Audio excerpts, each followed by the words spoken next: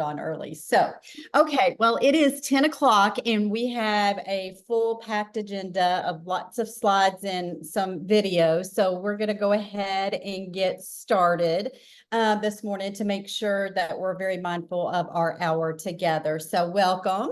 And for those of you who may not know me, I'm Karen King, a behavior consultant. I have two boys, 14 and a 16-year-old. So I feel like I've been living at least the last two series, the non-compliance one, and maybe a little bit of this one with the angry and de-escalation as we go through. But you can find me here if you have any particular questions over any of the strategies that you try to go about using with your kiddos, and you're more than welcome to contact me. Real quick, the Google Drive, you can use either the link in the chat or you can use your phone for the QR code and just hold up your photo, the camera, and take a picture, and you can send it to yourself or save it to your Google Drive, the Google folder. And that's where today's handout will be. It's a PDF PowerPoint that you should be able to follow along as we go through. I'll give you just a moment.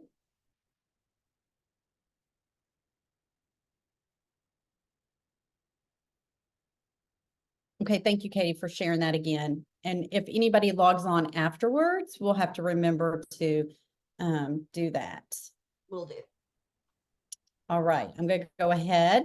Springtime equals crazy times, is what I always want to say. I feel like teachers are definitely winding down at the end of the year, and students are definitely tired at this time of year, and they get to stay up later, hang out, they're tired. So it just definitely equals crazy times as we go through. Are your kids hateful and angry? Are they yelling and screaming, acting, very hot-tempered?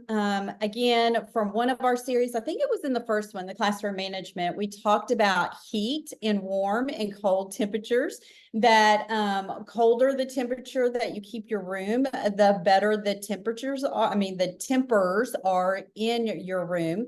You do see crime go up as the temperatures go up too. So there's a little research behind that.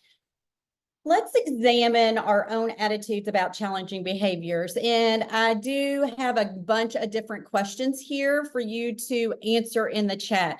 I had a Jamboard, but I was a little afraid over it working. So we'll just make sure everybody answers in the chat as we go through. But what behaviors push your buttons? Real quick, just answer into the chat. What behaviors push your buttons?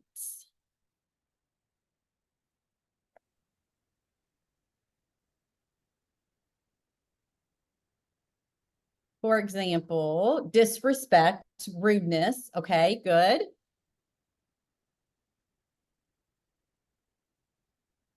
Some would say bullying other kids. Okay, no, not following directions, which kind of goes under that disrespectful rudeness.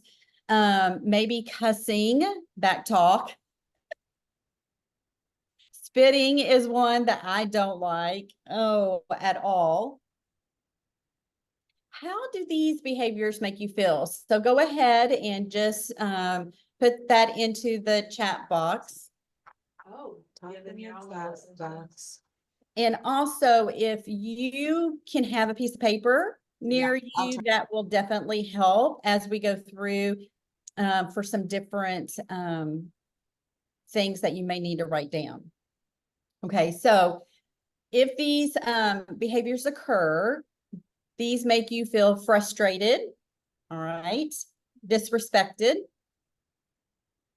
good. Maybe some people might get a little angry or hot-tempered. Okay, Ronnie's right there with me on that. And how does this impact your relationship, whether it's with a student, his or her family, and or a staff member, whoever it may be that pushes your buttons? How does that affect your relationship?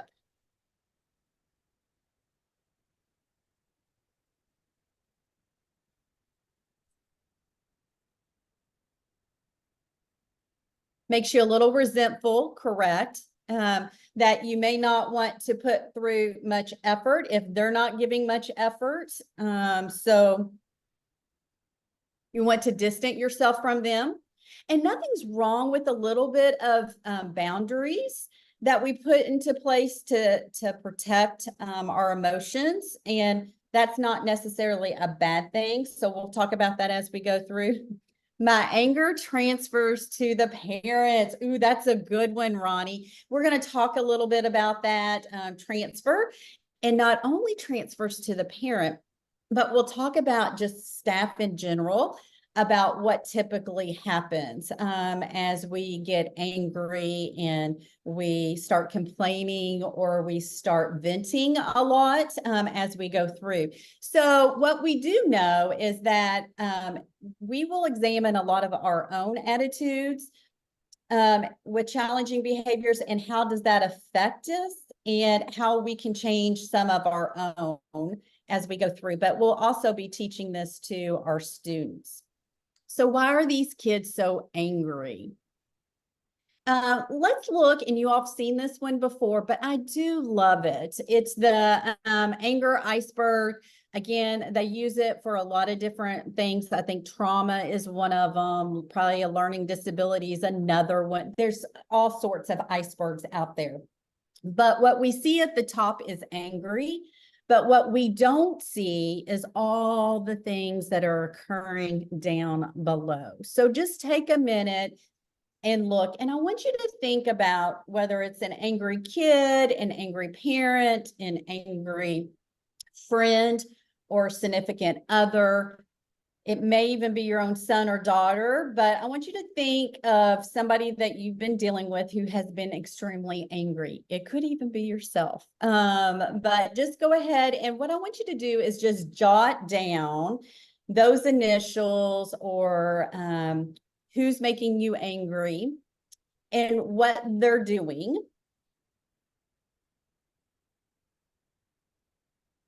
I'll give you just a couple of seconds to just write that down.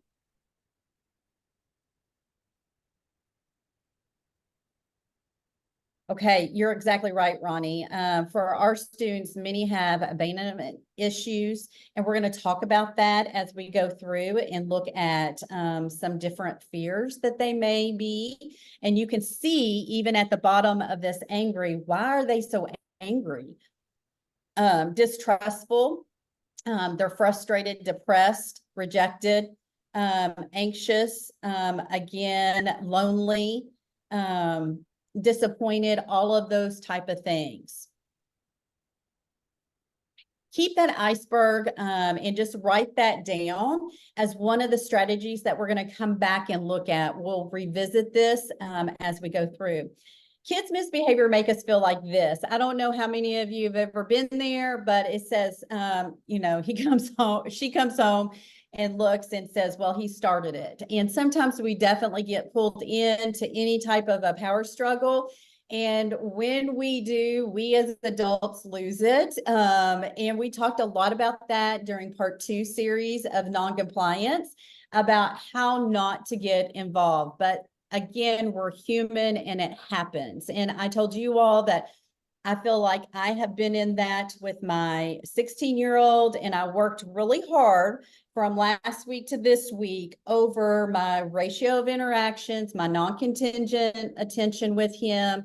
And it really has made a huge difference. I also changed some of my direct statements to him to more of questions where he felt more in control.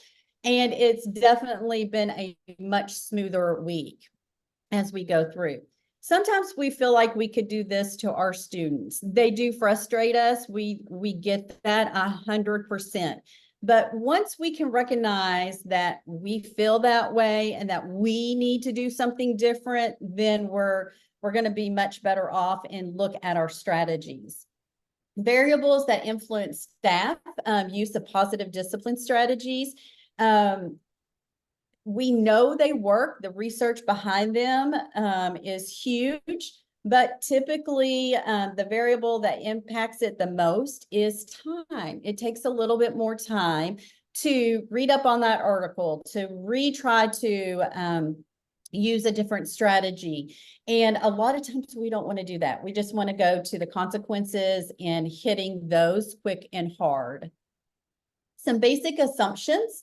Challenging behavior usually has a message, and we talked a lot about this during part 1 and part 2 series. I'm bored, I'm sad, you hurt my feelings, I need some attention. Something is going on that they are trying to send you a message. So I want you to write down next to your person, message. What message are they trying to send you? And we may or may not know that yet, but we're going to write that one down. Children often use challenging behavior when they don't have the social or communication skills they need to engage. Now, I'm going to say one thing here. A lot of times the kids that we're dealing with, we always say, oh, but they do have it. Okay. Like my 16-year-old, he has the social or the communication skills, but he doesn't know how to regulate them. So again, with that being said, he has them, but he doesn't know when and how to use them. And so he's learning. Remember, the brain does not mature for those executive functioning skills until like age 25. So keep that in mind as we go through. Yes, they may have some of the cognitive skills available to them. They just don't know how to access them.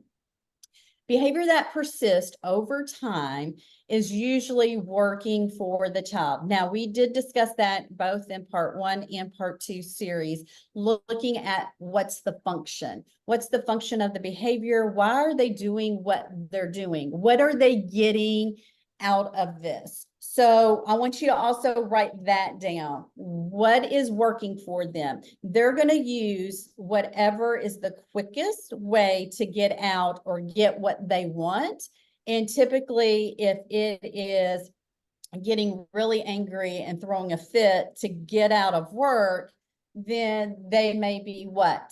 Task avoiding, right? To be able to get out of doing something. So it's working for the kid for one reason or another. We have to figure out why. What is it doing?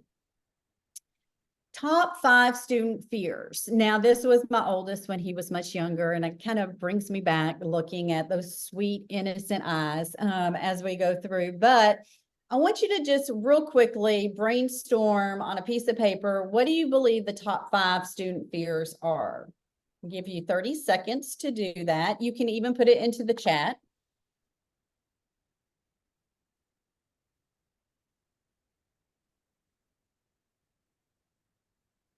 Or you can unmute.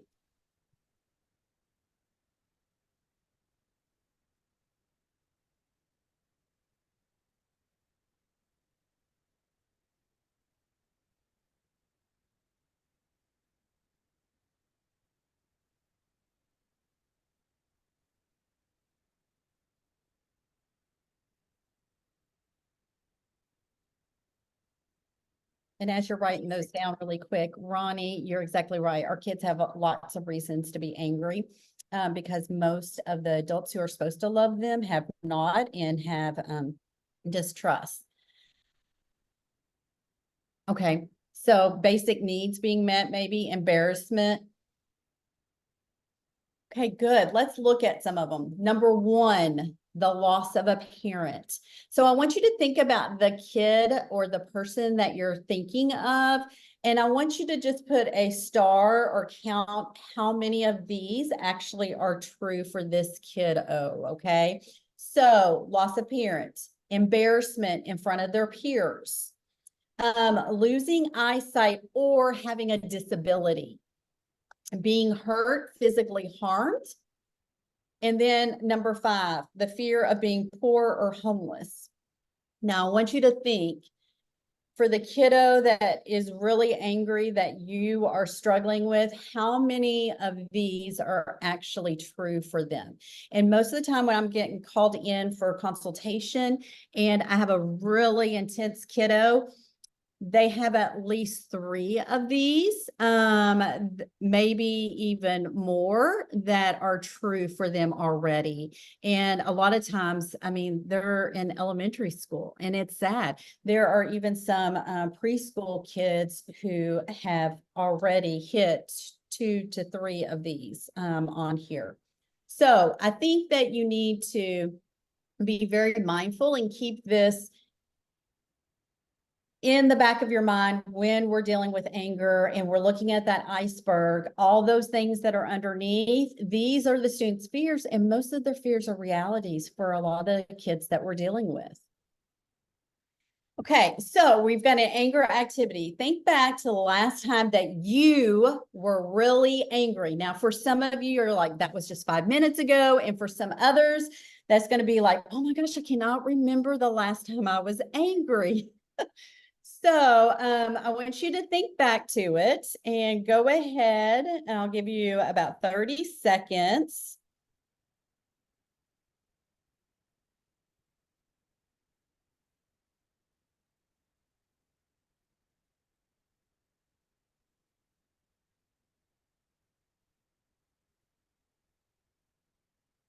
And then go ahead and put it into the chat box. Now, you don't have to go into long detail.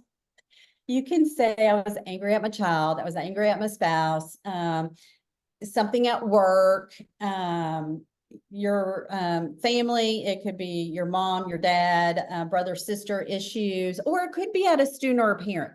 So just go ahead and put that down, because we're going to kind of begin to analyze this here in a little bit and help you get through. And I'm actually modeling what I want you to eventually do in the classroom with your kids over anger. Okay, so kind of keep that in mind as we go through this next hour. Okay, so Ronnie, angry at a sibling.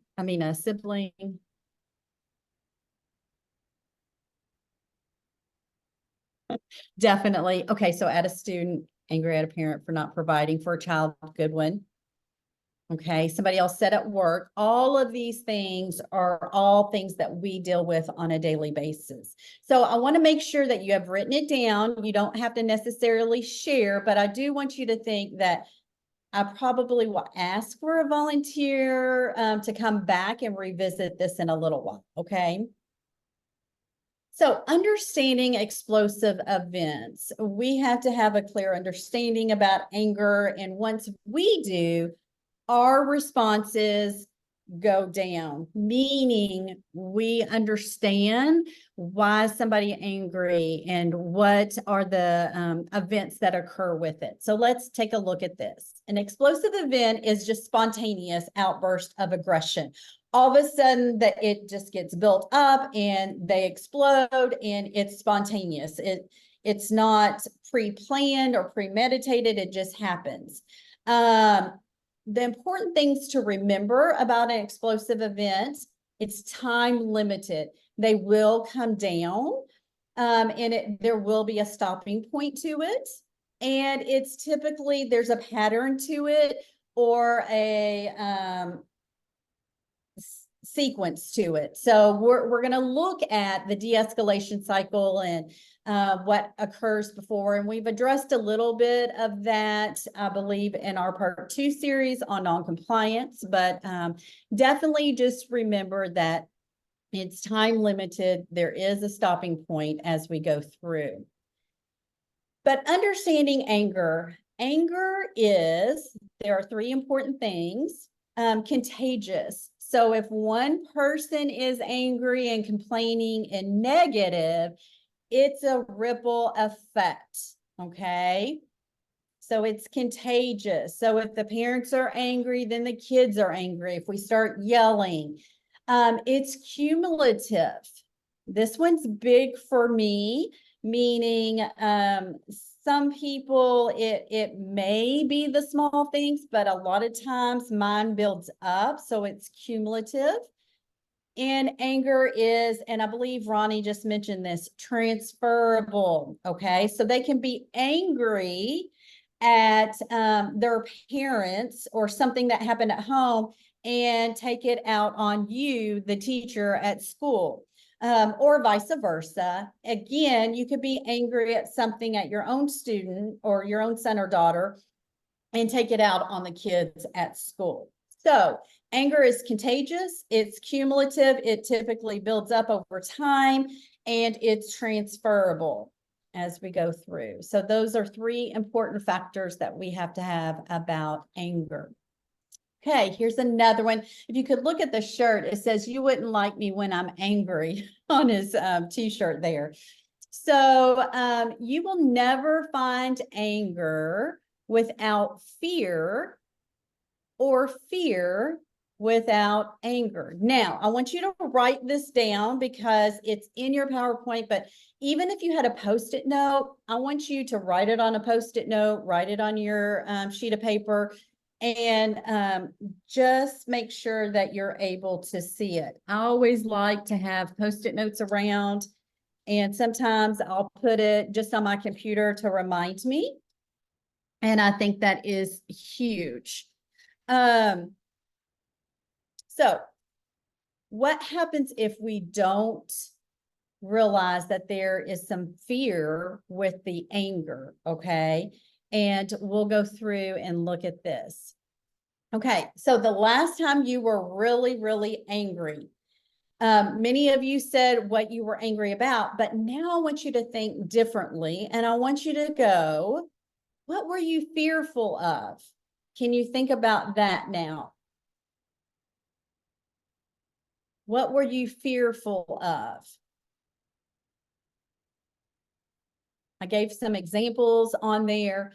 The student failing, or maybe you failing, or you looking bad, money issues, losing control.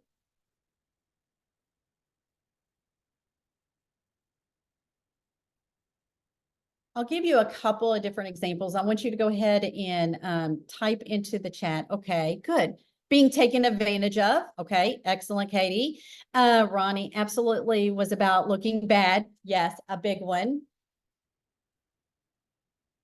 Okay, Peggy, good one. I was fearful that the child would get further behind in school. Maybe they had made some progress and now you're starting to see them slip a little bit, or that, you know, if you're hungry and your basic needs aren't being met, or if the parent's not providing, them getting let down, any one of those things, those are huge. Okay, so with that being said, if we don't recognize what the fear is in our anger, then we're going to be left with violence. And this becomes an endless circle that continues to cycle. Okay. So if you don't recognize the fear, so I want you to think back to the kiddo now that you wrote down that's being really angry. And I want you to think about, what do you think that they are fearful of? Because if we don't begin to recognize what they're fearful of and addressing it that way, then that's when we get the violence. Okay, that's when they get really angry and explosive, and they just continue to act out that way. So if anybody would like to just share a kiddo really quick to say, I'm thinking about a student who was really angry, and I believe that they are fearful over this, and just either unmute or put it into the chat. That would be great, just so we can have somebody that we can kind of think of as we go through. I'll give you just a second.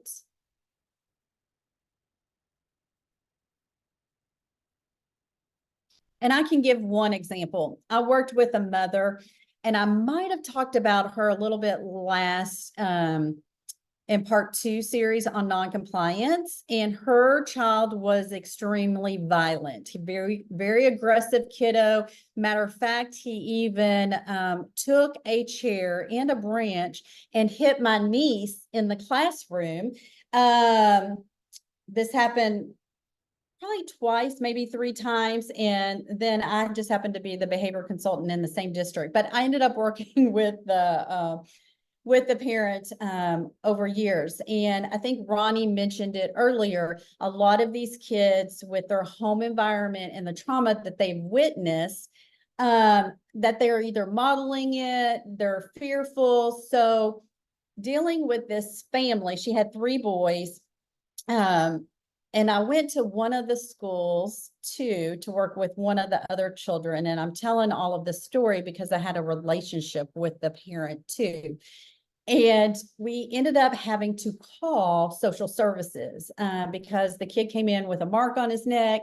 And he ends up telling us that his mother had to pull him apart off of his brother, off of bunk beds, and he had a hoodie on, and that's how the mark got there. So anyway, we had to call, and the parent, when social services showed up at our door, called and was furious. And Buddy, I mean, she was yelling and screaming and everything else. Well, her fear, she was so angry. Her fear was, and this is something that she always feared, is she did not want her kids taken away from her. So with that being said, her anger was huge. And, but I had to recognize that in order to de-escalate her. And I just said, I understand. I have no idea what I would do if social services showed up at my door. I understand your frustration. So I did a lot of that paraphrasing, that active listening, trying to calm her down, over that. And, you know, once we got through that, she trusted me. And there was a bond there. And for years in different districts, she would always call me over all of her boys. They were, you know, 3 different ages, over probably at least 14 years, 15 years. But again, I had to recognize what's the fear in her anger as we go through.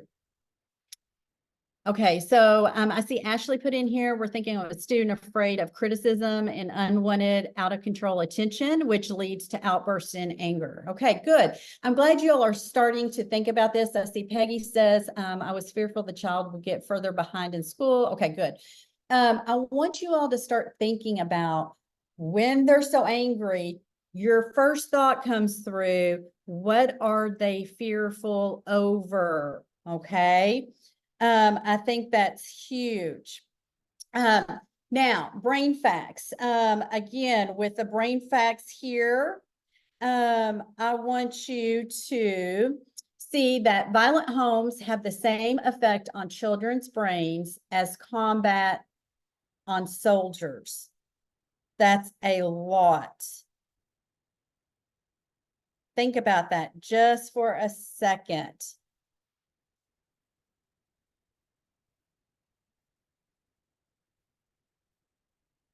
Yes, agreed.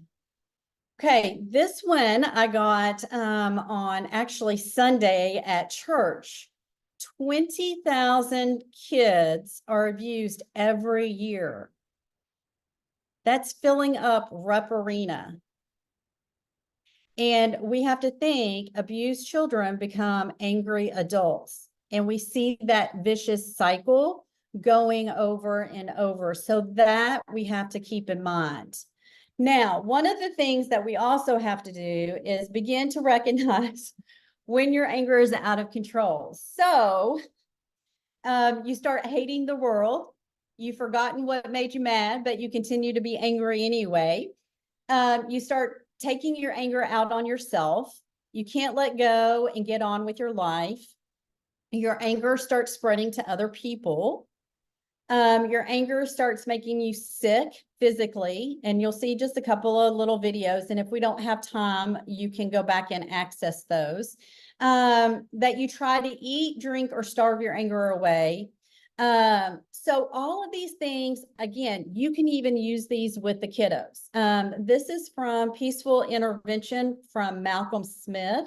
And I will post when the Behavior Institute is occurring this summer, but he's going to be the keynote speaker there. And he is the guru, the expertise in anger, and really working with kiddos as we go through. Anger and frustration are rarely caused by other people's actions. They're caused by how you interpret their actions. To change your reaction, question your explanations. You know what they did, but not the why. So that why is that, what are they fearful of? New interpretations pave the way to new emotions. So really beginning to have an understanding of that will really help. Okay, we're going to watch a quick video. A lot of times for me, when I feel hurt or I feel disappointed, I get angry because it's easier to express those things in anger than it is to cry or to admit that I'm afraid. Kind of overcomes me. I just lose control and it takes over. I've used anger from a very early age, just like to help with the world around me. It's okay to be angry. Angry just shows that you're passionate about something or there's something that you feel strongly about. It's just taking that anger and understanding it before it gets to the point where it's destructive and keeping it at that point where it's constructive, and you could do what you can to try to understand it more deeply.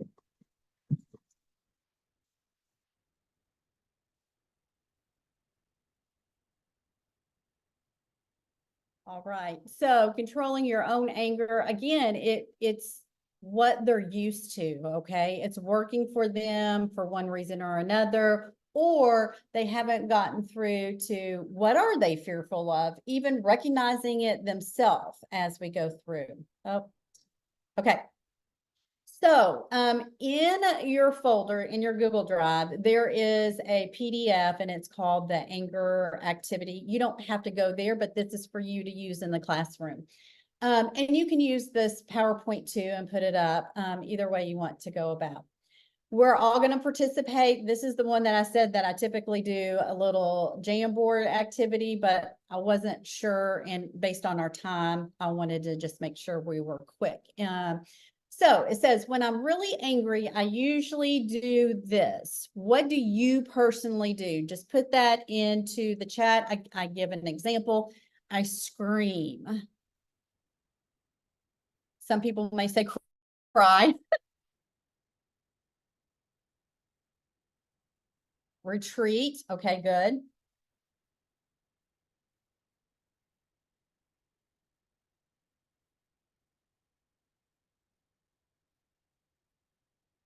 Some people may say yell, cuss, get physically red, hot, bothered. So some people, okay. Good job, but make sure you write this down. Okay, the next part. When my anger seems out of control, it helps me to do what? Now, this is me personally. Talk to someone. When I'm really angry and my heart's beating and I am, beginning to get hot, it typically helps me to phone a friend, to talk to someone, to just vent. And that helps me de-escalate. What helps you? So go ahead and put that in. Go off somewhere by myself. Good job, Connie. Scream in the car. Sometimes it does.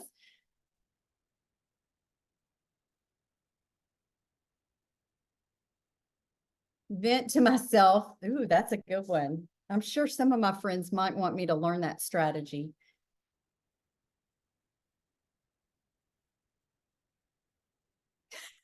Okay, after a nap. And sometimes that definitely helps. You're just shut everybody out. So recognizing all of these things about what it helps you to do. Now, some of our kiddos, they may say to cuss somebody out, to hit somebody. So when they say it, we need to also say to them, okay, but how can we do that appropriately without offending somebody or without getting in trouble or any one of those things? So we typically know that as we go through. The behaviors I can least tolerate from angry people are, I said cussing. You could say cussing, spitting.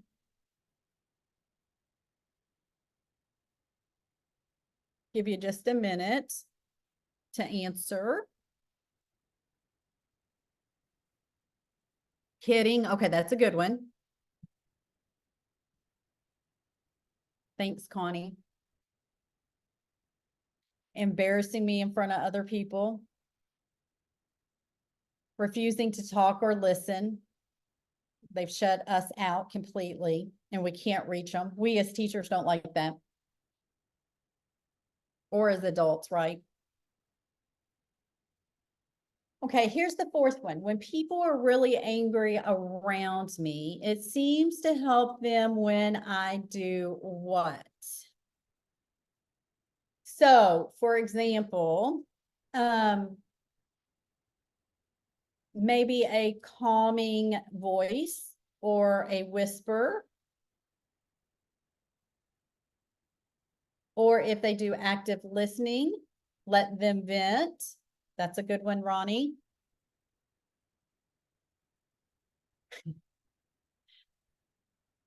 Okay, to give them the look maybe. Or to help them refocus. I don't know about you, but typically, like in my work environment, I always have that one person who's a very calm person that you could go to, and they have that calm demeanor, that quiet voice, and very loving type thing that typically helps.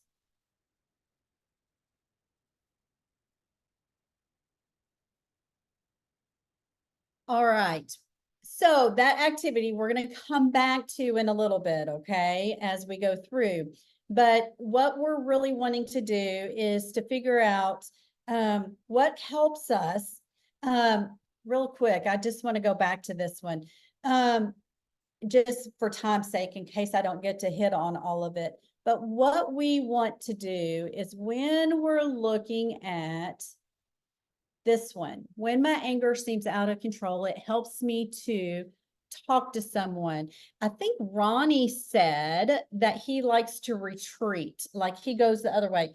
I can also kind of talk about my husband. My husband, it has to retreat. He needs to go off by himself. I have to talk about it. So being married, that can be very difficult, but I have learned that I have to wait before I can talk to him about it because he's not ready to talk about it. So it would end up in a big blow up. But what I want you to do here is on this block, or especially this page, is to make note, because we as teachers and or our discipline system is sometimes will escalate kids based on what that is. And what I mean by that is, say we have you have to go pull a ticket. 3 strikes, this happens, or your name, or a timeout. Depending on what our discipline system says, sometimes even the PASS program that I trained with, one of the things we do is we come in and we ask them what happened. If you are Ronnie and I come up to you and ask you about what happens, Ronnie, if he's angry, is not ready to talk about it. He needs time to de-escalate. So this is real important to know what type of kiddo you're working with, because if I sit here and I force him to write about what happened, to talk to me about what happened, he is only going to escalate, correct? So you have to be very mindful over your kiddos and what helps them. If it's to talk to someone like myself, and in my discipline procedures or whatever, I have a timeout or isolation or whatever you want to call it, time to themselves, a de-escalation, and somebody sends me off to be by myself and I can't talk to anybody, what's going to happen to me? I'm going to get escalated. It's only going to make things worse for me because I am not able to vent and get it off my chest. Does that make sense? So I want you to think about what you're currently using in your classroom. That goes back to our first series, that classroom management. And I want you to really star this in that paper on that worksheet. There's 4 squares on it. and star this one to really have the kiddo say what works for them, and then us to build that into their behavior intervention plan. That if you need to talk to somebody, you can go and talk to somebody and have a time limited, or that I could either talk it into a recording, I can write it out, or I can go and talk to somebody else. Okay, so there's some different choices there. If I need time, I'm going to write in that Ronnie can go and have 10 minutes to himself to de-escalate before coming back to readdress what the issue was. Does that make sense? So I think that is huge area of us being able to look at that and recognize that as we go through. All right, so what happens in a crisis situation? Research has shown that 60%, this is over half the time, when kids are out of control, staff reaction caused the student to escalate. And what I mean by that is maybe it's even built into our classroom system or discipline system that we're causing them to escalate too. So we need to kind of go back and relook at that. We're going to watch a quick video on cognitive support. And he mentions, I think it's FAS, which is fetal alcohol syndrome. And he talks about the cognitive ability. Any one of our kids who may have a disability, I always want to say they do have a cognitive impairment, especially when we're looking at the de-escalation cycle as we go through, because they're not thinking clearly during that time. So I'm going to go ahead and start.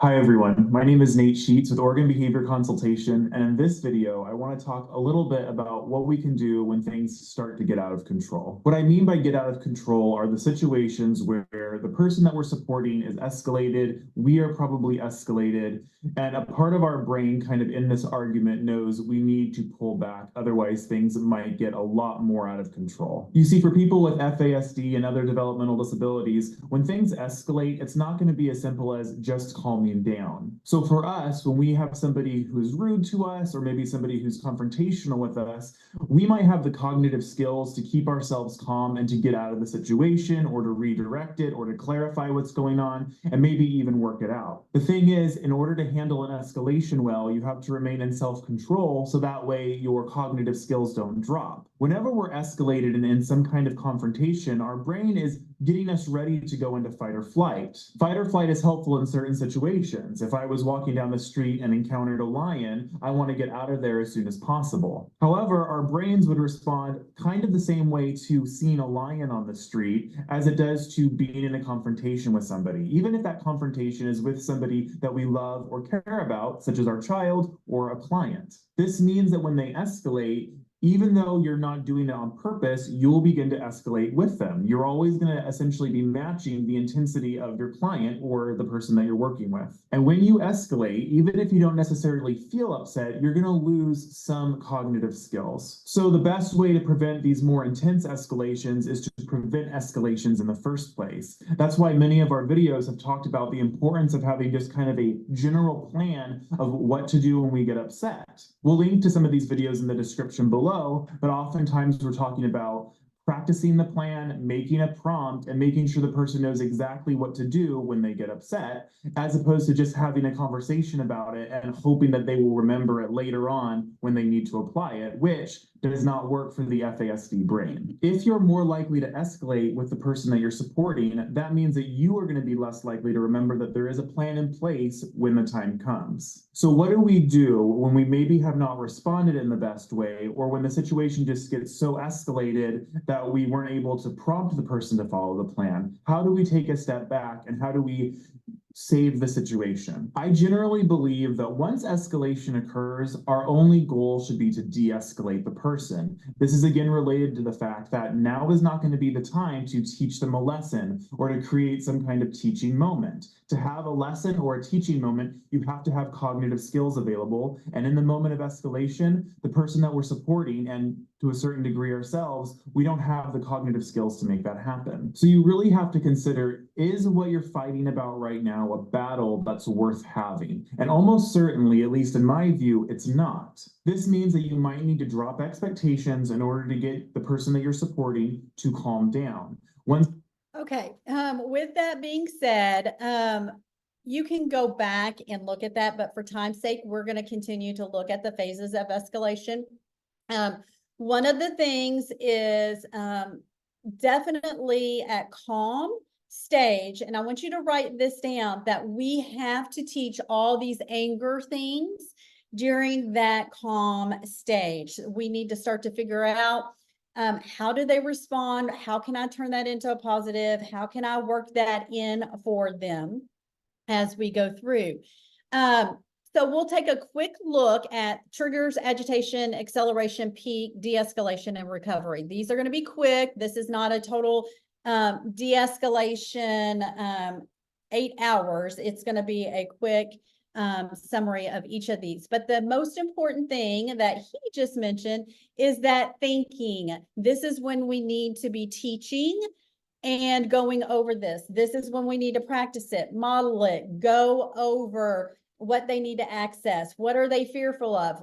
At the peak, we don't want to be like, oh, what are you fearful of? Because they're just going to continue. They're not thinking rationally. So who knows what you'll get at that point. But if you have them think back to when you were really angry and what was going on. Now, if you know the reason during peak, you might be able to add in another strategy like active listening, any one of those things. And I have some listed at the bottom of the PowerPoint too. So be thinking about that during that thinking calm time is when you do all of the teaching. And then you can come back to that at 7 in the recovery, okay? At peak, they're not thinking. So cognitive practice. We're going to watch a quick couple of minutes of this one.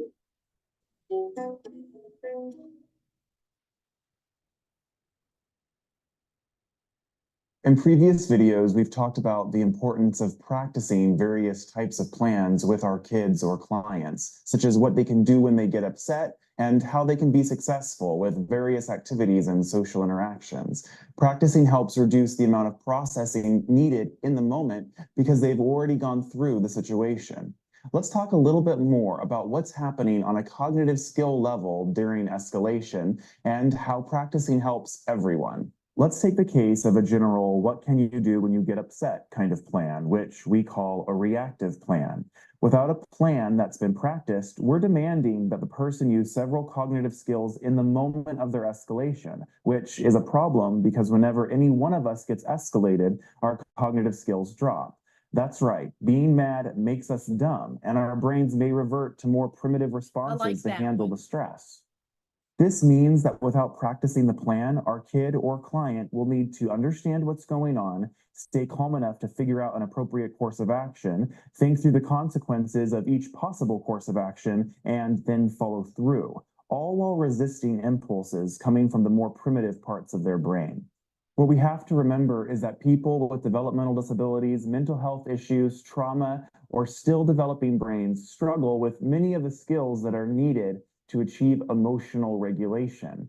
There isn't a structure or piece of the brain that emotionally regulates us, but rather emotional regulation is the result of multiple executive functioning skills working together to calm us down, oftentimes in an instant.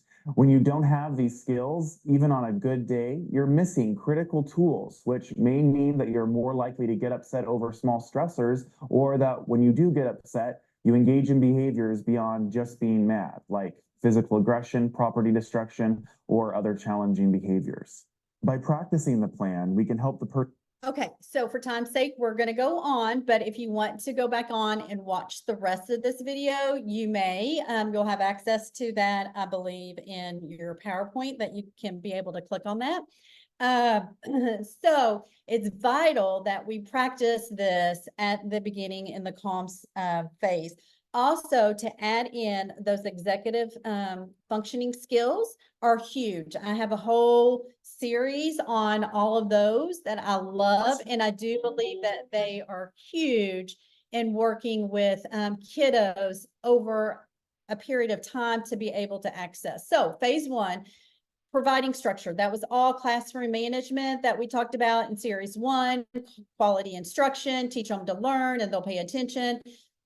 Also, a lot of that non-contingent attention and contingent attention. I told you I worked on that a lot this past week with my oldest, and it was much better. Also, this little kiddo that I tutor with, we really worked on it to refocus him and provide that structure, which both of them de-escalated and didn't have issues. So those are huge during that phase one. Okay, so anger management, being able to look at those warning signs and anger thermometer and teaching these kids to recognize when they start to get that way, because that's when we have to intervene. So being able to look at what are their triggers and what is the agitation, where they are. So we'll watch just a couple of seconds of this one, just so you can get a brief idea. People have this problem where their anger seems to come from nowhere. They feel fine 1 minute, and the next they say or do something that they'll regret. For other people, this problem is even worse. It feels like they go from 0 to 100 in an instant. They go ballistic. But the reality is, anger doesn't come from nowhere. Anger starts small and it grows gradually. But when anger is small, it tends to be hard to notice. Here's the good news. Even if you don't consciously notice your anger starting to grow, your body still reacts. You might start to sweat a little bit, your face might turn red, you might raise your voice a few decibels without even realizing it. We call these reactions anger warning signs. With a little bit of practice, you can learn to use these warning signs to your advantage.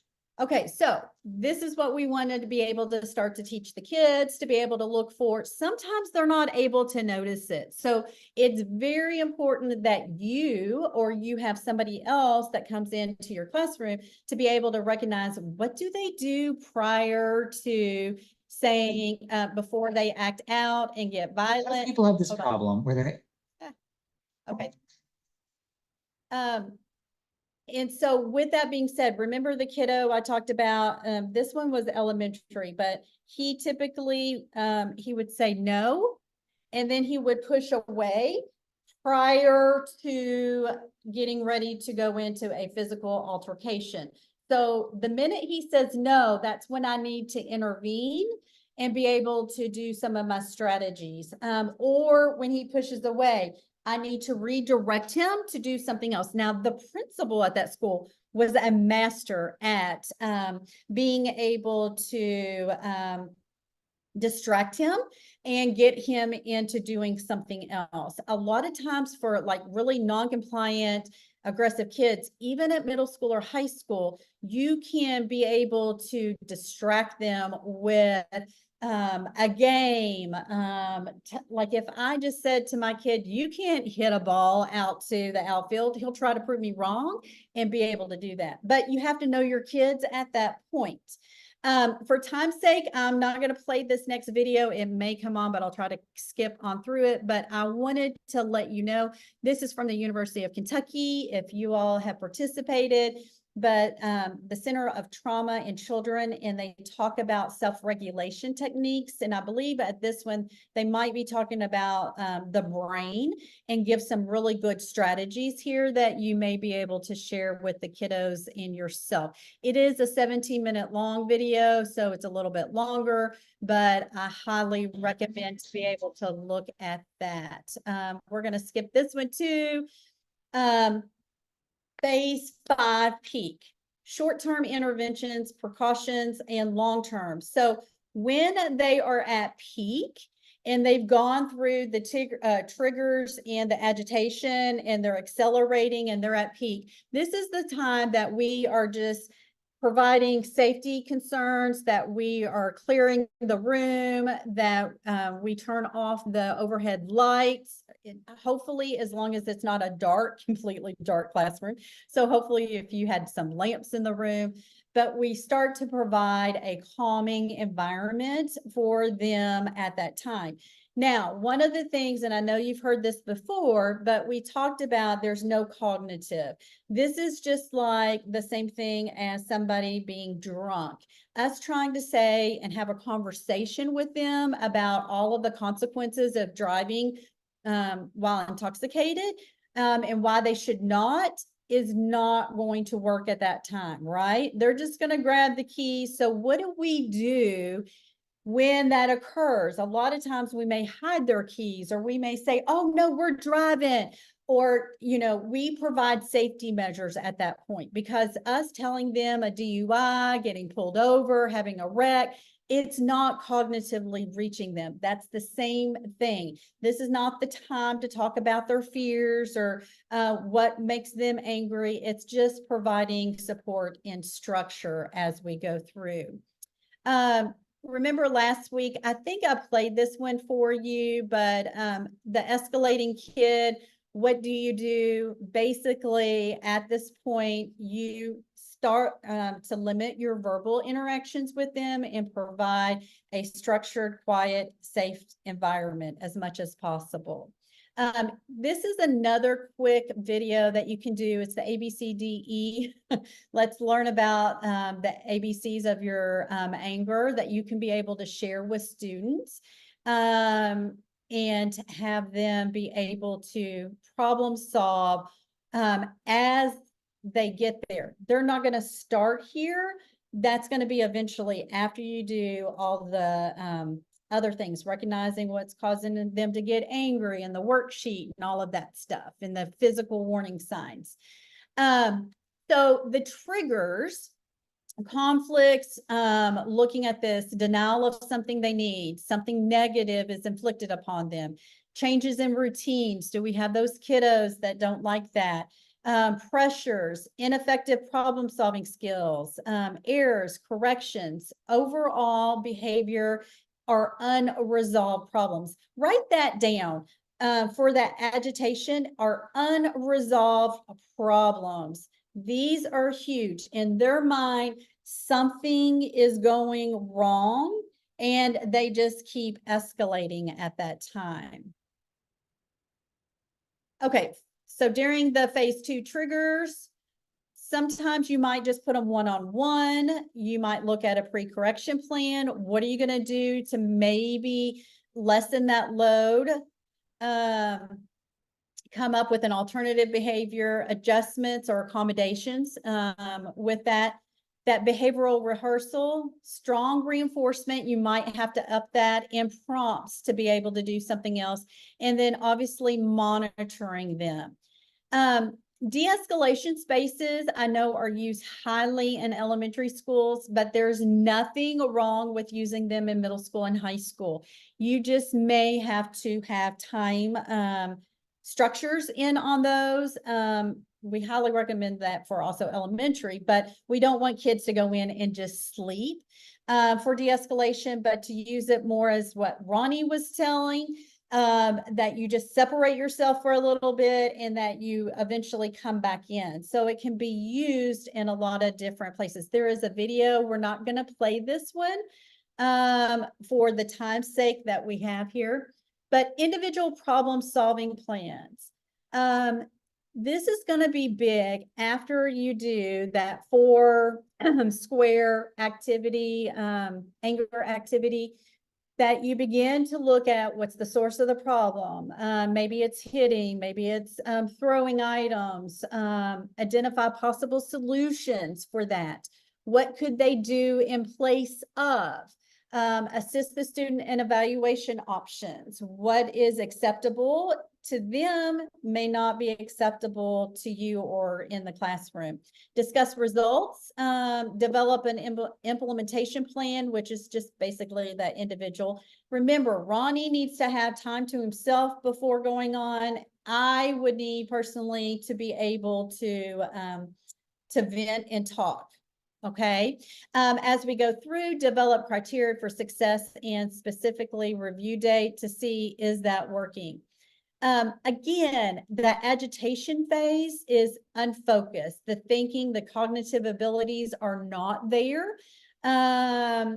Stares into space, language is subdued, hands contain withdrawals, off task, maybe busy hands. Remember, I told you the one kiddo, he did that with his hands. Also, I had another kid that started rubbing his fingers when he got really angry or anxious. That starts to look at that agitation. Basic approach, give them time and space. Preferred activities over none. It does not mean that we can't eventually come back. Teacher proximity, I do caution you that you can use that, but be very mindful if they are non-compliant ODD, it could escalate. So you have to know your kiddos.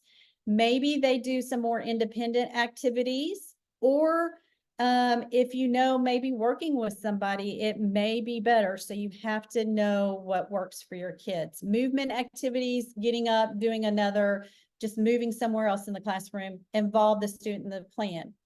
Phase 4, these are the things that kind of go through that you could be looking for. They start to try to engage you in something.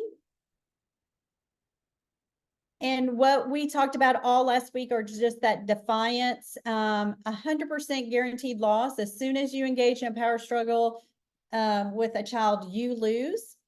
Adults have the responsibility to avoid, prevent, or extinguish that power struggle.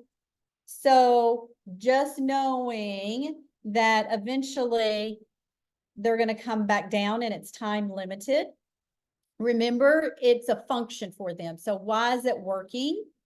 We need to avoid escalating and a lot of verbal. Remember that command A and B. We want more A's during this time and not the B's, not the nagging, not on and on and on. So allowing them to be able to get out of that. These are those power games. We talked a lot about this last week, engaging in arguing. And again, here are all the peak things. And we talked a lot about that. So what we want to look at, we've already talked about this, is that you may have to call for your typical safety interventions and procedures, but I really want to hit the next thing real quick, and then I'll let you all go for time's sake. I did not know that was coming in all at one time. That recovery, phase 6, de-escalation. They typically are withdrawn. We still need to give some time. They're blaming others for this, but this is when you do a lot of that active listening. They may be really tired. Remember, Ronnie mentioned about a nap. They may need a nap at this time in order to come back. And then the consequences can be that they may need to clean up their area. They may need to do a restorative type thing to the individual that something occurred with. We need to isolate the student, allow them to cool down, engage in independent work for a little bit before we add them back in. But we do need to talk about what could they do differently and what did their plan say?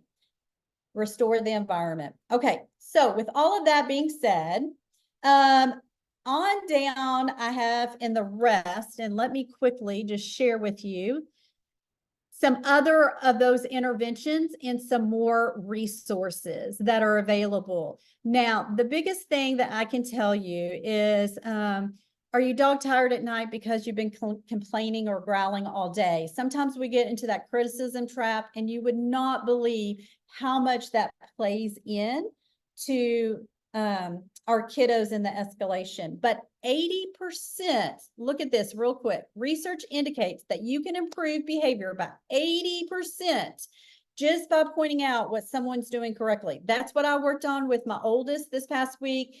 And my life has been much calmer and much better. So the relationship and schoolwork and all of that is huge. There are a couple of more different strategies, but I also wanted to share with you the date for the Behavior Institute with Malcolm Smith. It is July 14th through 16th. It's here in Lexington at the Convention Center. He is the keynote, but he'll also do breakout session. And then in addition, you can also go here for the website for some more resources. I think Clayton Cook is also one of the national presenters, and I'm not sure who else. All right, so with all of that being said, you also have some other strategies and resources here. And I mentioned the time before, I do another training with non-compliance, and I use a lot of Brian Mindler's videos, and I think you all have had him in before. I do like him a lot. So those are all resources. So if you just double click on them, you should be able to get to them. And I think that's it.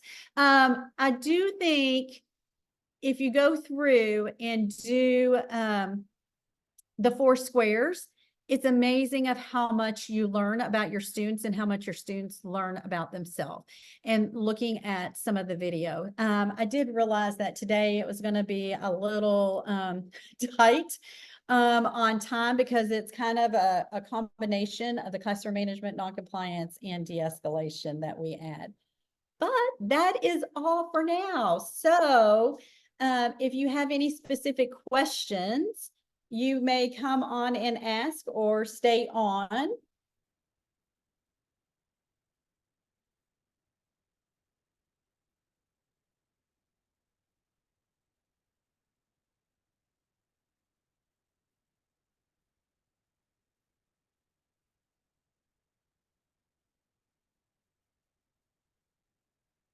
Thank you all.